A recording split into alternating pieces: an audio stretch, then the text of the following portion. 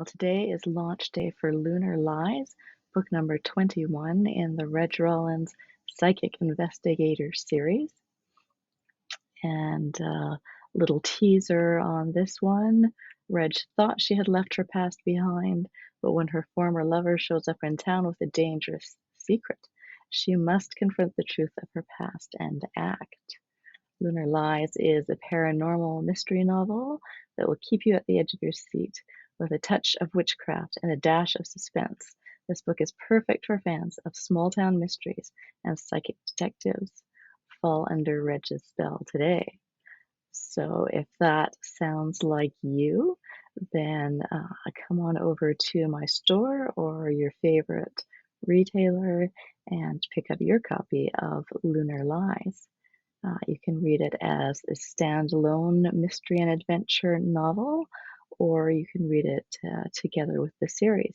And I'll tell you later how you can get caught up on the series if you have fallen behind or haven't read any of the Reg Rawlins books before.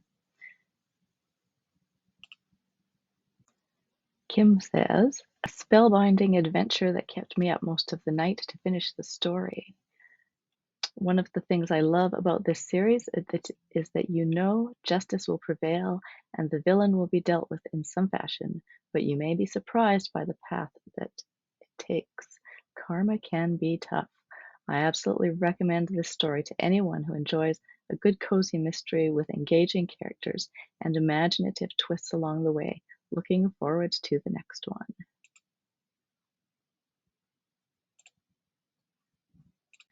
Rosemary says, an exciting tale of magical adventure with lots of action from P.D. Workman. Get your copy of Lunar Lies today and be careful during the full moon. Candy says, I love spending time with this magical group. Such a wonderful series. I've enjoyed each book, but this one is my favorite of them all. I definitely stayed up way past my bedtime reading it. Can't wait to see what may happen next. As usual, I'm going to do a reading for you, and I'm actually going to jump forward to chapter 3 for this reading. So this is chapter 3 from Lunar Lies, book number 21 in the Reg Rawlins Psychic Investigator series. Reg had slept well after her various readings and seances. She had still been thinking about Witchell and his uncle when she went to bed, but there wasn't much more she could do about the situation. She had warned Witchell as clearly as she could. She had told him in no uncertain terms how ruinous it would be if he followed the path he'd already decided on. And luckily, she'd not lain awake worrying about the situation, which was beyond her control, but had slept soundly until morning. Her morning, which was closer to noon than, say, Sarah's morning. Reg was standing at the kitchen island, drinking a fresh cup of coffee and watching streaming video on her phone when Sarah knocked and let herself into the guest cottage. She lived in the big house and was Reg's landlord, but they had more of a friend or grandmother relationship than landlord-tenant. Reg paid her rent, which was low, and Sarah took care of the property, made sure that Reg was eating well, and added new clients to the appointment book that lay on the kitchen island. Reg would not have had such an easy time settling into life in Black Sands without her. Good morning, Reg, Sarah greeted cheerfully. Nice to see you up. I'm up, Reg confirmed, as if it were necessary. She was dressed for her day, demonstrating that she hadn't just staggered out of bed a few minutes earlier. There is a man here looking for you. Reg raised her brows. A man? Sarah nodded. A very handsome young man. I think you've been holding out on us, Reg. I haven't seen him around Black Sands before. Reg didn't see how she was required to introduce Sarah or anyone else to some stranger who'd blown into town. Someone she'd known in a previous life? She'd lived in a number of different towns under various names. If he was asking for her as Reg, that narrowed the list considerably. Did he give his name? No, he said he wanted to surprise you, Sarah shrugged. I assume that since he's someone from your life before Black Sands, he doesn't know anything about your gifts, and that he himself is not a practitioner. No, he wouldn't be, Reg agreed.